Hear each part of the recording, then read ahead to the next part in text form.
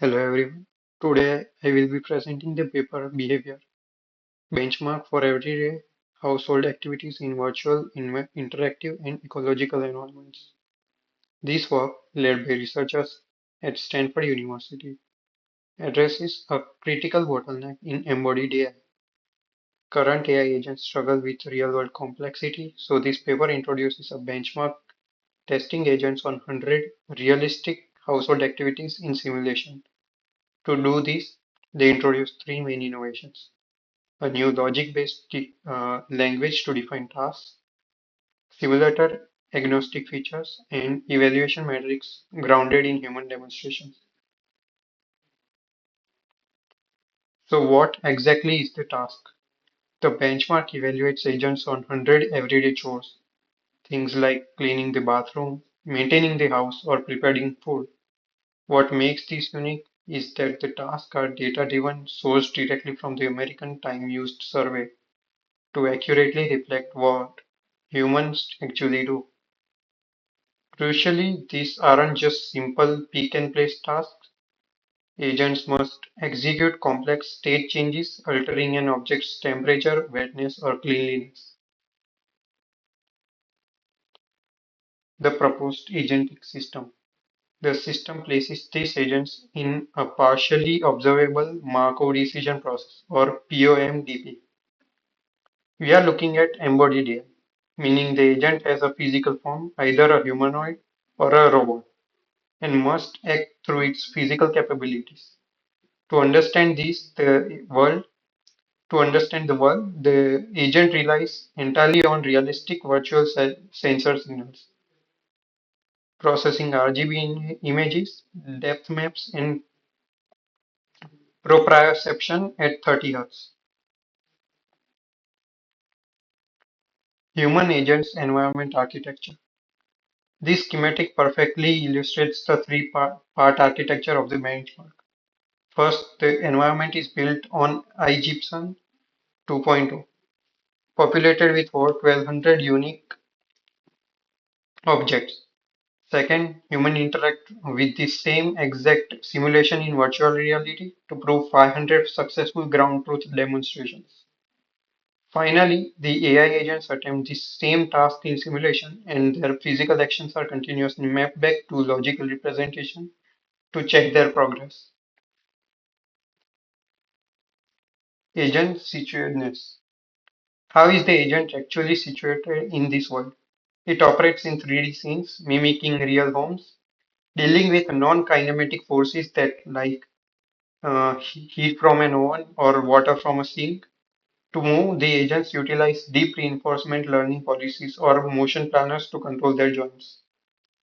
The agent must control either a complex 24 degree of freedom bimanual humanoid body or a simpler 12 to 13 degree of freedom patch robot.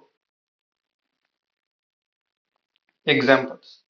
Let's look at some concrete examples. The tasks are defined using the behavior domain definition language, or BDDL, which uses predicate logic to establish initial and goal states. For example, in a task like packing lunches, the agent must satisfy the logic condition of a situating hamburger inside the refrigerator and water inside a basket.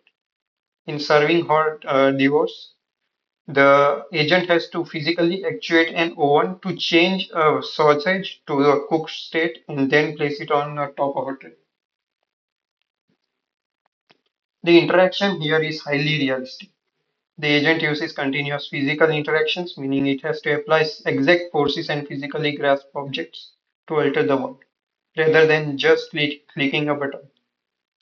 To ensure we have a good baseline for this interaction, humans perform the exact same task through a VR headset, showing us exactly how a bimanual body should navigate and manipulate the environment. Next, how do we evaluate if an agent actually succeeded? Instead of relying on a rigid geometric checks, like ensuring an object is at an exact XY coordinate, behaviors evaluate semantic success. It dynamically checks if the underlying logical state has been achieved, no matter how the agent did. Furthermore, Agent efficiency is evaluated relative to the human VR performance, giving us a standardized human-centric score across very different scenes.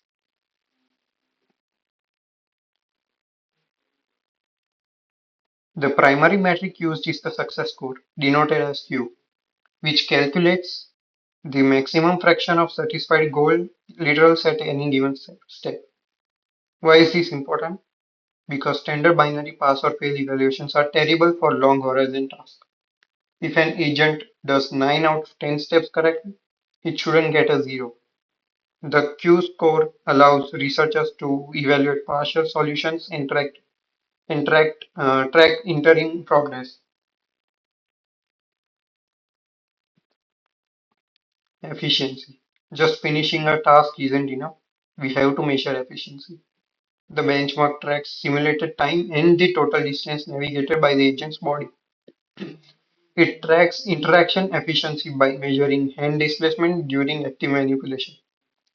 Finally, it tracks disruption, measuring both kinematic and logical disarrangement to heavily penalize agents that knock things over or create a mess while trying to complete a show.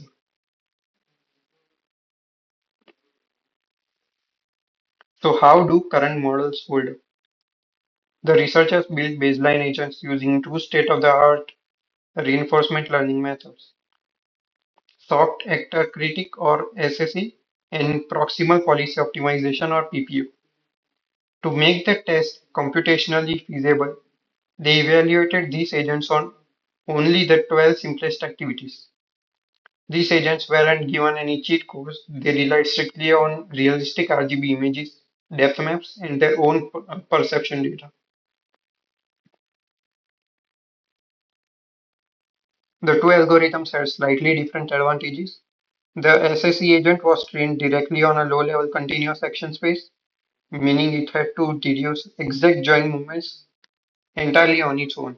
The PPO agent was trained on using temporally extended action primitives, things like navigate to or grasp. These acted as high-level commands or prompts powered by a motion planner to give the agent a bit of head start. Performance. The results were staggering. In the standard realistic setup, the baseline agents failed completely, achieving a Q score of 0 across all 12 tasks. Even when giving the PPO agent those high level action primitives, it only managed to generate a tiny amount of partial success on a single task, bringing in Wood scoring just 0.13. Current models simply could not do the shows.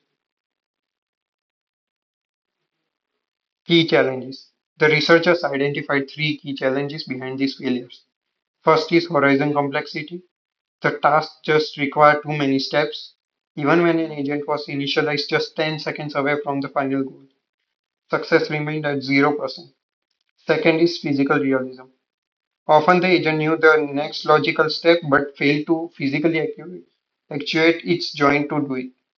We know this because when researchers disabled realistic physics, agent success spiked. Finally, generalization.